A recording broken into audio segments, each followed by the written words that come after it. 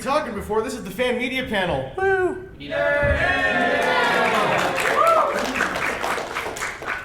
And we're broadcasting.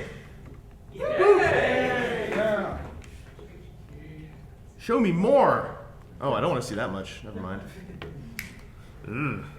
Anyway, this Fan Media Panel is going to be talking about a couple things, and one of those things is videos. In fact, that's the only thing. So to start off, we're going to talk about what we do when we get a new toy that we want to make a video about. And since me and Peaugh have somewhat different styles, you'll be surprised how many similarities there are in what we do. Tons. So he uses one of these things, it's called a tripod, because there's 3 legs, and I use one of those too. Bet you didn't know that, huh? So when we get a new toy, the first thing we do is you mess around with the toy. You start making notes in your head, and in my case, I start writing a script. So Ben, when you get a new toy, what's some of the stuff you take note of right away? I just kind of make mentally. I don't note anything physically down. I just start messing with the toy and figuring out how it works. I look at the instructions. Ignore that. It's going to be weird. We start using ourselves. Ignore that. Usually, I just pull it out of the box. It comes in the mail, and I'll spend the afternoon familiarizing myself with it and figuring out any little tricks or tips. And sometimes they come with instructions, and I can do that, and sometimes they do not, and I don't get everything correct, but it happens. But yeah, it's mostly just a process of just playing with the toy and getting used to it, and then getting ready to shoot it at work at night. I don't actually. If something's really weird about it that I want to make a note of, I'll write something down. But generally, I just play with the toy for several hours before I shoot. Yeah, and taking note of stuff before you shoot in any way, shape, or form is pretty important, because that way you can avoid kind of getting stuck while the camera's on. Or like when you're doing a panel, if you didn't have notes of what to refer to, we'd be sitting here for a while with me going, so video reviews, for quite a while. I've got a copy of a script in progress here I can show you guys just to see the basics of how this goes. And it's not very difficult, it's just like a way of keeping my thoughts straight. So I have like an intro, and I have a car mode, and I have a transformation, which I haven't written yet because I wrote this at about 2 o'clock. So basically, if I was recording the audio, I'd be saying all this. Pseudo glow, that's a good word. You're a pseudo glow. Ignore all the typos and stuff. Sometimes I write stuff phonetically so that when I'm reading it and trying to read it aloud while I'm reading it, I find it easier to process at times if I start throwing grammar out. That's why I don't publish these, because they make it look like I never graduated the 4th grade. So once you've done prep, the next thing you've got to do is record some stuff. Now in my case, I record audio based on this script. And I've already pre-recorded some, but just, for the magic of television, if I was to say, go like, ladies and gentlemen, this is Internet Personality Vangelus here with a look at Celeritas. It's a cool red car, and it's from Quantron by Make Toys, and we're doing this preview thing.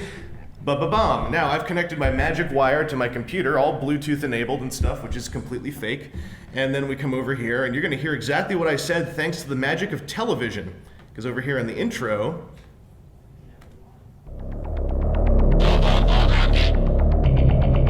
ladies and gentlemen, this is Internet Personality Vangelus, and whatever he recorded isn't what you're watching. This is some reality TV bull honky. We're taking a preview look at one of the smaller team members from Make Toys' upcoming combiner, Quantron. This is Celeritas, a red car that possibly moves at the speed of light. So I didn't get that perfect. I don't know if you noticed a little cut in there, but over here, you can hear a little clip explaining that. If we go into the audio file, right at that cut, if we continue listening past that point, probably moves. I said probably moves. So a red car that probably moves, and then I snap my fingers so I see it, possibly moves at the speed of light. So I changed the word probably to possibly, and then edited it so nobody knows. I do that a whole lot. In fact, I do it so much I start talking to myself. There is no way they'll know that I screwed that up. Except you'd be surprised how often you can screw up even things that other people aren't supposed to hear. There's no way they'll know I'll screw that up. See, you couldn't understand a word I said there, right? There's no way they'll know how to screw that up. So that's one of those times where I'd re-record something, and then you get this instead. There is no way they'll know that I screwed that up. Or the jokey bit right now where I said I'm screwing it up. Absolutely no way. Why are you playing this? So that's how I do my audio. I came up with that about half an hour ago. In the meantime, we also tend to film B-roll or intro shots in your case, because you tend to take a few stills before. Yeah, I don't do the whole B-roll that Vangelus will do, but like generally when I get ready for a review and get back on my is I will find the packaging and I'll do it all right here. I'll pull up. I just shoot on my iPhone and I just get a quick shot of the packaging. He's taking a picture of it. I swear, he's taking a picture of it. Well, you're gonna see the whole video of it. It may even be up on YouTube by the time we're done with this panel. Yeah, look at this I'll hot take a picture shot. of the packaging, and then I'll take a picture of whatever mode I'm starting off the transformation in. And then that's it, I'm ready to go. And then I turn it into video and I get ready to shoot. And that's pretty much all the prep I do before. Anyway, I set up my background and that's all I do before I actually start shooting my video. Yeah, and then in my case, hang on a sec, let me get my settings all ready for this. This room's crazy. Did you know that? In my case, that light? In my case, I tend to start shooting B-roll, or those. If you've seen any videos I do of late, I tend to have a lot of panning shots of toys because that way there's motion on screen. Like with your intro, there's stuff you have that slow zoom in, yeah, and it kind of catches your eye right away. I wish my ISO looked nicer in here. Oh, I fixed it! Hooray! So let's say I was doing Celeritas here. I'd get a look at the toy, get him in focus. And I'd shoot some B-roll, that maybe looked a little bit like this. Just taking a look at the thing, maybe getting a low shot to show the crowd in the back, all out of focus. And then if the crowd started moving a whole bunch, I'd be like, maybe I should focus on them, but they're all deathly still. So I'm gonna look at them anyway. Now they're in focus and I can see general techno. So, again, with the magic of television, rather than you waiting through me moving this onto the computer, re-encoding, etc., I've got a little bit of that kind of B-roll all ready to go here for your viewing of pleasure. And by that I mean, here's just some raw footage. So this is like, it's filming the robot, trying to get a look at the details. And ideally this will, through complete magic of coincidence, match up to something I'm also saying at the time. That's also a table in a hotel. Hotels are the worst place to film anything because everything is yellow, no matter what you do. And for a quick example of what you can do about that, in this case it's not too bad, but bring this up to the front so you can see it. These all have color correction on them, very minor color correction, but if I was to take this color correction off, it gets a bit more yellow. That's a bit more blue. Yellow, blue, yellow, blue, yellow, blue, yellow, blue, yellow, blue, yellow, blue. We have another 45 minutes of this, so I hope you're ready for it. Do it faster and we can... Oh, are we gonna strobe? It's time for a rave! Put the capsule in the back of your teeth and just bite it! Anyway, that's B-roll, that's all that stuff. Next up on the agenda, it was going to be an example of a review intro, but you already saw it. So, live audio stuff. Now, a lot of reviews I do now, I tend to do the audio first, but I do like to at least, in some sections, stick in a live audio part. Or I do reviews called Casual Cyberverse, which are entirely live audio, like how I used to do stuff back in the day, and how Peaugh does stuff pretty much all together, which is what I call live audio recording. So why don't you show them your setup for doing that, and maybe film a little bit of a review type thing. I was going to do the whole thing. You want me to just shoot? Let me just go. Get going, yeah. Yeah, I'll show you. I'm going to do this review of this guy here, right here on the table. Now, my mic used to work really well on my phone, and it crapped out, so now I've got this headset with a mic in it because it was easier to improvise than buy a whole new video setup. But yeah, I just set up. And this is just a little hipstamatic case I bought that came with an adapter for a tripod. So that's how I use my phone here. Make sure there's no fingerprints on the lens here. How much does a tripod like that run you? That tripod was $8 at Target. That's too expensive. All right. Another type of tripod you might find is called a gorilla pod. This is I had one of those too, but it broke. It poses. So if you're a toy nut, you can be all like, I could pose my tripod!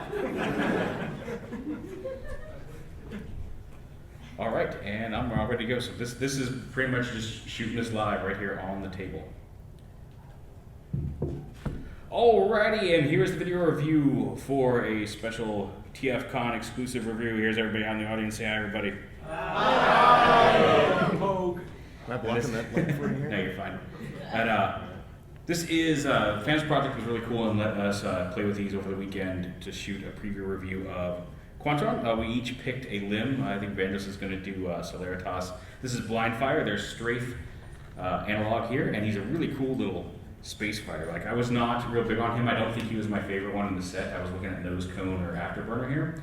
And then ever since I got to play with him, he's like a really sweet little space fighter, and I think he's my favorite now. And Joe from Pre-Order 66 actually pointed out that if you turn it sideways, it looks like one of those old side-scrolling shoot-'em-up, like Gradius or type of spaceships. So it's really kind of cool. So yeah, he's basically a spaceship. There's nothing, he's got the guns down here. The guns can actually stay underneath on this part, or you can pull them up here and tab them into the front of the starship, depending on how you want the guns to display. And it kind of looks cool this way too, if you have them up here and you're facing forward. It could kind of stick out just past the tip of the spaceship and get a really nice glow. That light is actually giving it a really nice glow to the translucent parts here. So that's basically all there is to that. And a transformer, you go ahead and pull the guns off. And he's got one of the basic transformations in that you just kind of come out here, just kind of push up on the, I find you want to push up on the thrusters versus just pulling down, because you can pull it off the ball joint at the hip. But if you just push up on the thrusters, the legs extend. And you just slide those down, fold these panels back like this, flip the foot around and under like that. Make sure everything's on camera here. And then stand them up, come up here to the top of the body, and these panels you unplug from the top of the robot here. See if I can get them off. Did you stick these on here really hard? Last person who played with this was him, so. He's sabotaging my videos. Yeah, pull those off. You need any help? No. There's a little tab that pegs out right here in the back that plugs into the back of the arm, so it'll store back here. Flip that little peg out. And then this little piece right here, you just lift up the cockpit, rotate it up over the head, and there he is in robot mode. And then you can hold his pistols, you can store them on his back, you can plug them up onto his shoulders like the old G1 toy, however you want to do it. And he's got these really cool pistols here. And what are you doing? Oh, and there's Celeritas in the background. Size comparison time. Yeah, size comparison with a figure that nobody has, which I guess is typical for a lot of my videos. So yeah, so here he is in robot mode. And he's a lot more white than I expected, I think, but the red really pops, and I love the translucent orange in person looks really nice, especially with that bright light coming back and shining through him. It's really kind of neat, and you'll see all this up on when it goes live. He's got a ball jointed head here on the neck, ball jointed shoulders with an extra swivel up here on the top. He does have a bicep swivel, hinge elbows, wrist rotation. Does he have a waist swivel? Oh no, he doesn't have a waist swivel. I thought he did. Ball joint hips, knee hinge, and then he's got ball jointed feet, so he got the ankle tilt that everybody loves so much, and the feet, and that's pretty much it. He's a nice little figure. There's a piston back here. You can see here's the port for his combiner mode, which we're not going to get into. I'm not going to do all 5 of them right now. But there's even a little piston that connects, that works. So when he's an arm, you'll see like a functioning piston as he moves up and around, which is kind of cool. But yeah, it's a neat little figure. Like I said, a surprise because I was not expecting to like him at all, and is part of the set, and it should be out, August, September? It's coming out soon. I don't know what time or dates are. Yeah, it's gonna be coming out soonish, and it'll come in the box set, but there is the video review for Fans Project, or Make Toys, Quantron Celeritas. You got one too? Yeah, I did. And then that's the whole video right there. And then I'll take a shot of his robot mode. I'll flip it back to camera. And then I stick it in iMovie. I take the 3 still shots I shot and stitch them together into the intro, put them on top in front of the video and mix it down and upload it to YouTube, and that's it. And I'm gonna start working on that while he shows off his stuff. So it may actually be live on YouTube by the time we finish up there. So we were both reviewing that Columpio. We both got it about 11:30 at night on Friday night. Yeah. And so we go up to my room, I shoot all my footage, then we go to Peaugh's room, I start transcoding my footage. When it's done transcoding, he's uploading his review, and I hate him. Yeah, but my review was uploaded to YouTube, and you had got like a minute of your video done. Yeah. I hate him. And that's one of the advantages of the way I shoot. Like, you can get better quality with something like this, and Vangelus puts a lot of time into his reviews, and it shows in the final product. and I do more kind of quick and dirty type stuff, but that's the way I like to shoot, and that's nice because everything I use fits in this little bag, and it can always be on me, and wherever I need to shoot something, I can get something done, shot, edited, and uploaded to YouTube. And I don't have to worry about whether my computer's down or how slow my computer is or whether my video card is up to speed, because it all just works. Which is the cool advantage of that. And is it expensive to get any of that software? Is it the software I edit on, the iMovie software, is like $6. So if you have an iPhone and $6, you can do the same thing that I'm doing. What about the hardware, like the connector cord, the mini, the iPhone? The connector cord is just a standard USB cable, and this is the camera adapter kit, which I think was $20. That I use to swap it when I pull it onto my iPad Mini. Like I do edit on my iPad Mini now that I've got one, but I mean I used to do just all my editing right here on the phone, and then you don't need anything extra. The USB cable, you can pull it right off. All right. While he was doing that, I was hastily trying to get a light up because I ain't got enough. So I'm going to swivel over this way a little bit to do mine. That way I'm farther away from Ben because I hate him.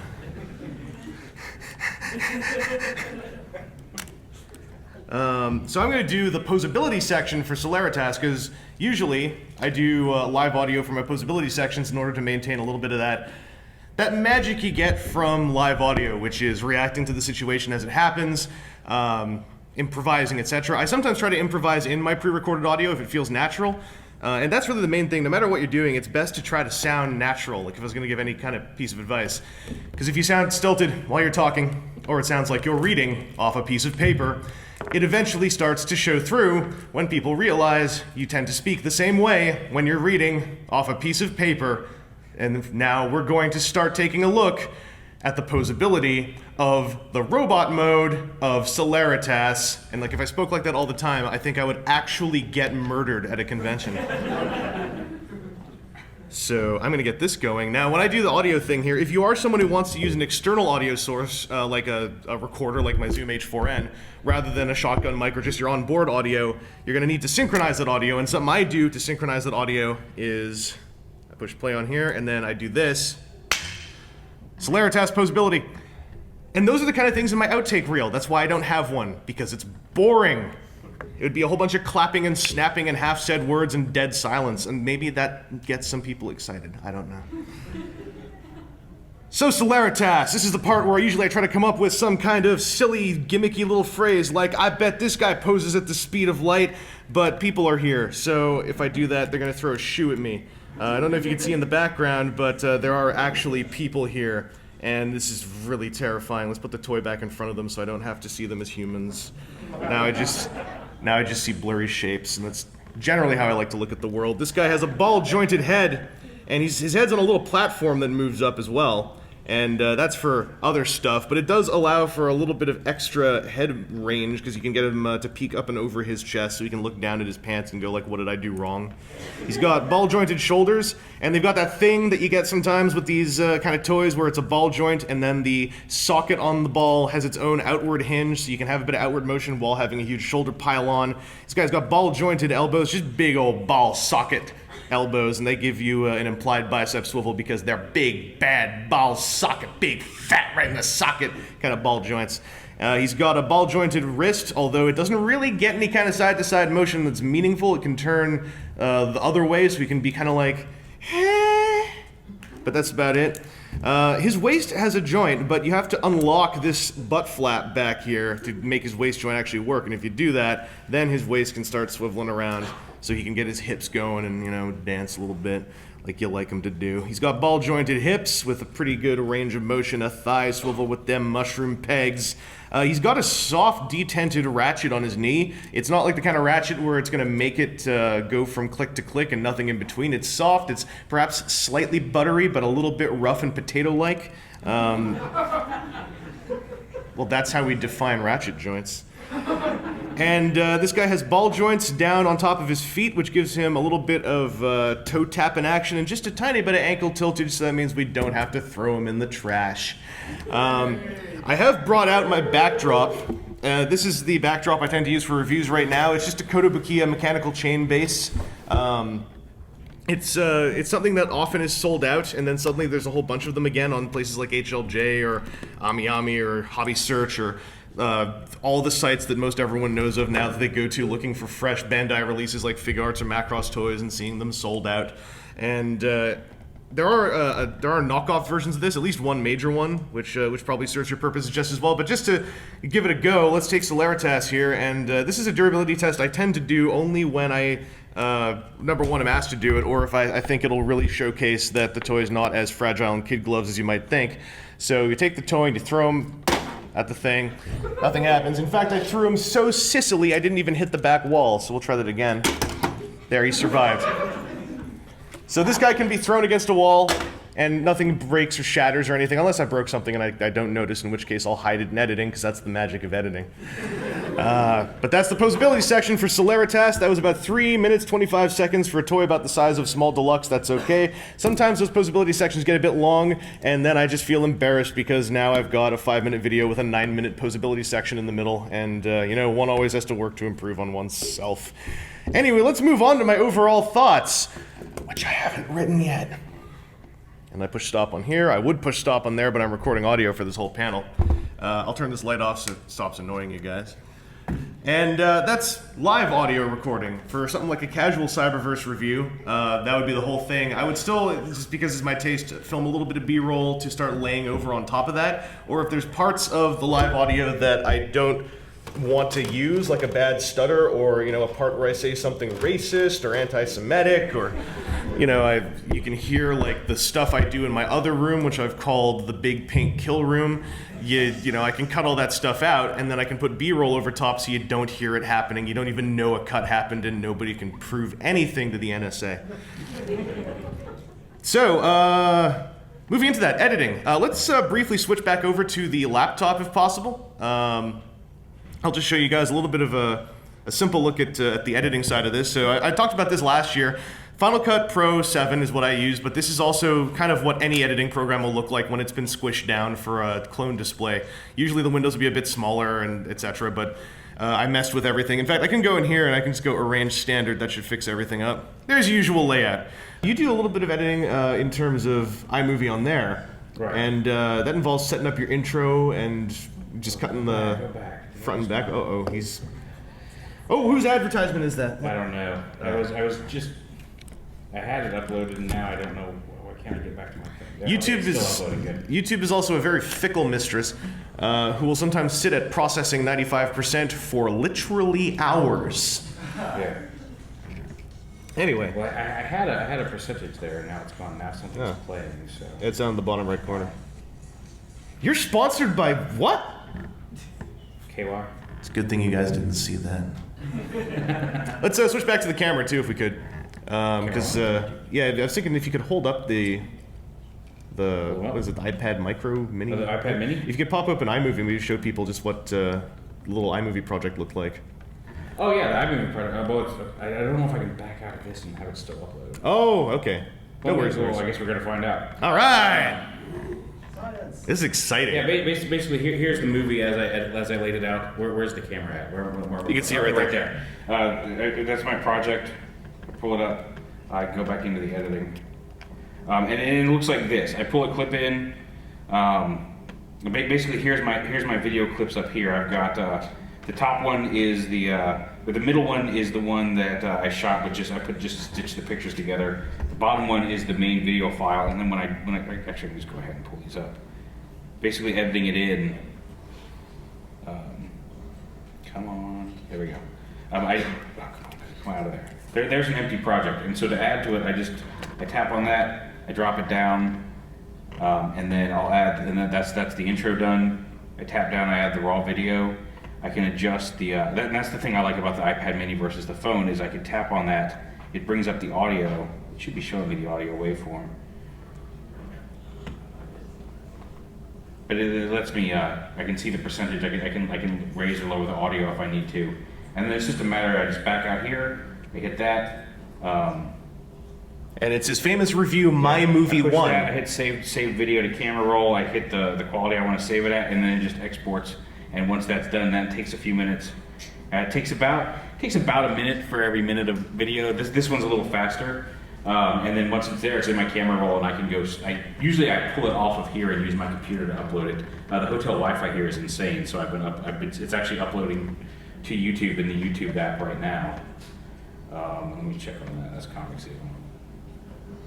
I'm just doing some sick focus pulls over here. I hope you don't mind. Yeah. So right now, I don't know if you can see it, but it's like 36% uploaded to YouTube right now, straight out of the iPad, and then it'll be ready when it's ready. Oh man, we have some chat over here. Sorry, I'm just checking the stream that I forgot about as soon as I got it started. And I think they're starting to realize that none of them can see anything because the webcam is pointed at the side of my face. But I have no way of really hooking a good webcam into here right now because I don't have one. So I'm not really well set up for streaming. But yo, don't worry, streaming guys. Here, I'm capturing you on screen. We've got like 3 angles on this thing too, don't we? So. Yeah, we got multiple. So this will look good when it's done. Anyway, when it comes to posting videos, just I thought quickly we could mention, I mean, it seems like it's pretty simple logic. Also, before I go into that, I just realized you all saw what his editing program looked like, right? And you remember what mine looked like with all the strips and stuff. Like, any editing program generally will run under that kind of logic. You know, you have video, you have audio, you can put cuts in wherever, you can change levels wherever, opacities, whatever. Once you learn one, it's not hard to learn another, is the main thing. Yours has this, I don't have quite as much control. Like I've got one audio track, I can't add multiple audio tracks, at least that I've found yet, but it's the same type of thing. I deal with multiple audio tracks at work all the time, so I don't care. Yeah, he's all like, I do this for a living. I do. I'm award-winning. Don't test me. When it comes to posting, though, there's a couple little things that can help out, because you do have to make a title, you have to make tags, you have to make a thumbnail. Title, it's generally good to put the name of the toy first. For years, I would put the name of the show, which is a word I don't like using for it, first. And that just meant that if you saw search results, you'd see my name 500 times with weird alphanumeric codes behind it, and occasionally you'd see the name of a toy. So I switched that up, and it just makes presentation a lot better, especially in a search engine or suggested video sub-window. When it comes to tagging, what I recommend, number one, please don't be, like, I know they tell you to, but don't fall into the trap of just putting the tags of the names of a bunch of popular movies in there, since now no one can see tags, and thus you can get away with anything. Because I think it's kind of gross. And it's also a whole bunch of work.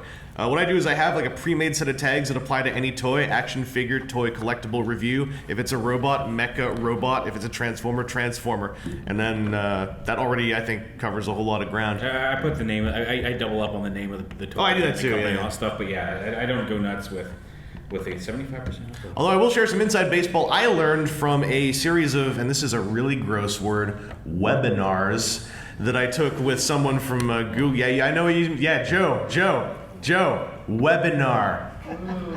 There's a man in the audience literally throwing up right now. I took a webinar with someone from Google YouTube along with a couple of other partner users, and I asked a question to clarify something I was not aware of. There is a title, there's a description, and there are tags. There are words in all of those. Those 3 sections of text are all blommed together when it comes to creating the stuff that Google sifts through. So if Transformer shows up in title, it doesn't actually have to be in description or tags. However, we're all fickle human beings, and if we don't put it there, something doesn't feel right. But if you forget to put something somewhere but it's in one of the other fields, don't worry, because it technically is in the search field. Yeah, I mean, I do the same thing. I mean, Transformers. Sometimes I'll throw a robot in there, but like company who makes it, name of the toy. Sometimes I'll throw the alt mode in if it's a jet or something weird, and then action figure, video review, PR. That's pretty much it. I don't go nuts with tagging everything. Age of Extinction, super awesome, special clip, only here on YouTube, type stuff. Well, have you ever? But even then, you've hit the character limit before, right? On tags? Yeah. Oh no, I hit the character limit on tags just last night. Yeah. And it was not because I was doing too many tags. It was because Super Bowl, soccer. I posted from this for the first time when I posted the Columbia review, and it says enter tags, and I was entering the tags the way I usually do in the box, and apparently they want you to do 1 tag at a time. So I typed like 4 words and then hit a character limit, because like I guess each tag can only be within a certain character limit. I didn't fill the box or anything. It was just you had to enter 1 word at a time, and I just filled the character limit on words, how long 1 word could be. Yeah. And also, Was that surreptitious or what? When I was like, at the timekeeper. The front, like if you are someone who's going to be having like logos or anything pop up, the front is generally a nice place to put all that stuff. I find that a given I'm finalizing the video on YouTube that I just shot because I'm fancy. I'm just taunting him because it's uploaded and finishing up on YouTube right now. Generally, I find it's good practice, and most viewers I've spoken to prefer this if the review itself is a blob that's in the middle of everything or on the front of everything. Or like basically, so the review is not like stopped to go like, by the way, while I'm doing this, I just want to pause to tell you how much I love to drink. Right.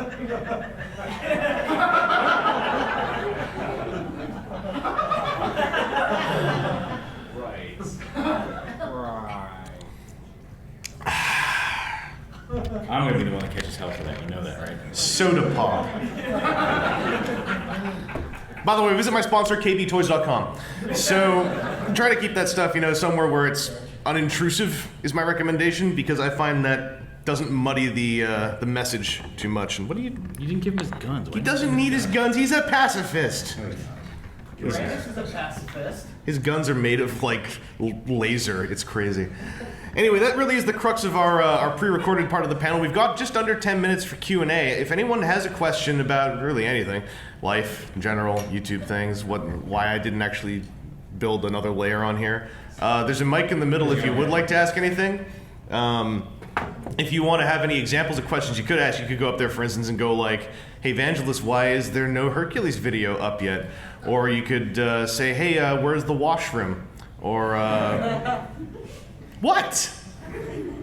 Michelle? I heard a rumor that your soul is made of cheese. Well, that's a real good question, and it's one that's worth answering. It really depends on what you think a soul is. Is it food? Is it consumable? Is it palpable? Can you squeeze it? I think it's deep within you. I have a question for you, Ben. Okay. Why do you get so many free toys? You know what? I get some free toys. I do not get nearly as many as people accuse me of getting. Why are we being showered in free toys right now as I'm speaking to you? I have a pool to fill. Caught another one. Look at that. I cannot swim in a pool full of toys like Scrooge McDuck unless they give them to me. That's why. And I let them know this. Oh, we have an actual question. Hi. How long have you guys been on YouTube? I've been making videos on there since about March 2008. I think you're close. And I'm about a year earlier than that. I think it was March 2007 when I started. Yeah. Yeah, I remember. I was working a job in 2007, and I watched an animated toy. Yeah. I signed up on YouTube in 2006. Where did you all come from? Videos until 2007. I was like, let's make Peaugh uncomfortable and talk about toys raining down and stuff. And I was about to go into like how much it would hurt to swim in them too. Like, look at this guy. Look at the spikes. Hi. Hey, just curious about how long on average it takes you to make a video from start to finish, like from scripting to Well, you saw how long it takes. Yeah. You literally just saw what I put into it. I never counted because I don't have a good work ethic, so I stop and start a lot. But I would assume, I think it takes me about 20, 30 minutes to write the script, about, let's just say for this guy, about an hour to film everything, and then about hour or two to edit it all together. And then here's the part where I learned this is still billable hours in the industry. Takes about, before I do everything, because this camera uses H.264 compression and Final Cut doesn't like it, I have to re-encode it. So that takes about an hour. And then that aside, once the thing's done, I export it, which takes about 2 minutes. Then I have to compress it, which takes about 30 to 90 minutes, depending on the length of the review, and then upload it, which on my super fast internet is like nothing. And then you have to wait about 2 years for processing to finish. But yeah, the way I do stuff tends to be a multi-hour thing because I'm picky, and then because I'm so picky, I miss real obvious stuff, and it ends up looking pretty. But thank you. Okay, I have a couple questions for the both of you. Okay. So for Vangelus, what exactly inspired you to put subtitles in your videos? I tried to make 2 video reviews before I ever made a video review, and I trashed them because I thought they sucked. And so I did them again, and I trashed them because I thought they sucked. And I don't even think I still have the footage. It was Mugen Hercules was the thing I was trying to do a review of, and I never actually ended up doing a review of him. But they were there originally so that instead of refilming everything, I could just call out when I screwed up or when I think it sucked. And then they stuck around there because I kind of liked them, and they're easy to work with. Okay. And as well, how exactly did you do, like, in your older videos when you were to, like, swipe to another scene? How exactly did you do that? Oh, that is called a Hitchcock swipe. So let's say, I'll even turn this on. In the post-produced version, you'll see this happen. So let's say that I was like sitting here. I'm sitting here filming this little guy who's looking at you while you're asking the question, and we're doing a focus pull on him, blah, blah, blah. So now I'm gonna go like, whoop, right? And so what I do is I move him, and I put him here so that it looks like he's just somehow turned into Drill Man. What I do is I line up this shot here, and then I go over here, and I go, huh? Oh, look, it's Drill Man. And then you saw how I cut stuff in there, right, on the timeline. Basically what happens is I find the blur going this way. I cut during that blur, like the blurriest part of that blur. I find a similar looking real blurry blur on this side and cut there, put them together there so that those two pieces of unrelated blur match up and look like the same blur. It's a real simple trick. Anyone can do it with any camera. A lot of the top rated Vine videos I've seen use that as a trick to do editing like that in a real kind of clever way. But that's what the Hitchcock swipe is. And for Peaugh, one thing I've always been wondering, what the hell does Peaugh mean, and where did it come from? It's a long story. I get that question a lot. If you've ever seen Return to Oz, which was a movie that came out when I was a kid, there's a character called the Gump, and the Gump is he's technically supposed to be like a kind of a moose-like character in Oz, and there's the head of one mounted in this palace that Dorothy gets trapped in. And to escape the palace, they've got this magic powder that can bring things to life. So they build this giant flying contraption out of some couches and some like palm fronds, and like they put the Gump head on the front of it, and then they sprinkle the powder, and the magic words to turn it on are Weaw, Teaw, Peaugh. And so when they do that, the first thing the Gump hears and says is he goes, Peaugh, and the Gump was one of my favorite characters from that movie. And so when I was trying to come up with a username, and I didn't want to be, like Nightwing 76 or Optimus 415, one of those type of names, I was trying to think of what do I like that like nobody will ever copy, and that's where it came from. It was just the most unique thing that I could think of that not a lot of people knew about, and there wouldn't be like 18 of them already signed up under that username, and that's where it came from. Like looking back now, and that was way before I started doing any of this stuff. Looking back, I wish I picked like Nightwing 77, but this is how it goes. Is this where we discover that his username is Optimus 1415 and you just totally... I don't have a YouTube account, so... You're probably better. You probably have a far more, like, you get more done, I'm sure, and, you probably see sunlight more often. It's not necessarily for the worse. Okay, thanks. Is that too? Should we cut off after whoever's in line here? If these two are quick questions, then we'd be done. Okay. I just have a quick question. I've heard you talk about this on the podcast. Sorry. What are you doing to the I've heard you talk about this on the podcast once or twice. About you have this floor polish technique to help tighten up joints. And I know you've described it in detail once before, but I've never been able to quite get it down. I was wondering if you could either explain it again or maybe one day do like a tutorial or something on it. I'd love to do a tutorial. I can quickly explain it though. It's future floor polish with pledge. Those are all the buzzwords. I think they changed their branding though. It's basically a watery clear. Because they change the label like every 4 months. Yeah, it's watery clear floor polish. The way it works is it's like the old super glue nail polish trick of just adding thickening coating layers to something, except you do it with this floor polish. You let it set for 24 hours if you can be patient, and I'm not, before you put the stuff back together. The upside of floor polish is it does not cause as many overt chemical reactions as nail polish or super glue can cause. Like I tried to use super glue and nail polish on Animated Swindle's ball joints, and they melted. They literally melted before my eyes. Gummy strings of plastic coming off as I pulled the joint apart. So floor polish is a much safer way because it also you can just scrape it off, wash it off. It doesn't like you don't drink it or anything. It doesn't form pour it on permanent yourself. Bond to the thing. So if you get some on your it's hands, not a big deal. yeah, if you get some on your hands, you won't die. So it's safer. And yeah, it's generally like, fill up a bottle cap with some, dunk a ball joint in it, like the ball part of a ball joint, the mushroom part of a mushroom joint. You can use a toothpick or something thin to feed it into a hinge joint. And just generally use it sparingly, but in layers. And I hope to show a video. I hope to do a video showing that sometime. Thank you very much. Last question. Well, you sort of answered my question about the subtitles, so I just ask, how's the durometer on your backdrop there? Well, the durometer's not bad. It's kind of rigid. If you can see, it's not really like bending when I do this. It's just making a really irritating creaking noise. But durometer is a buzzword I recently picked up from people talking about soft PVC. But the durometer of this thing, this is hard ABS, so it's not actually, you know, very durometal. Hey, Michelle, how do you like this? I could listen to that all night. I think you're Put me to sleep. No, he's not in my room. He's not my roommate. Alrighty then. And at that last We do not get our own rooms as staff. We are all welcome to like one, maybe, if you're lucky, and you better like your roommates. And just real quick, just 1 second ago, the video that I just shot is live on YouTube, so if you want to check it out, it is up and ready to watch. So. Wonderful. Big hand for our guests. Thank you. This will all be up on YouTube, hopefully, and always feel free to send us questions about whatever. You know, everyone wants to make stuff, and everyone should be able to make what they want. Absolutely.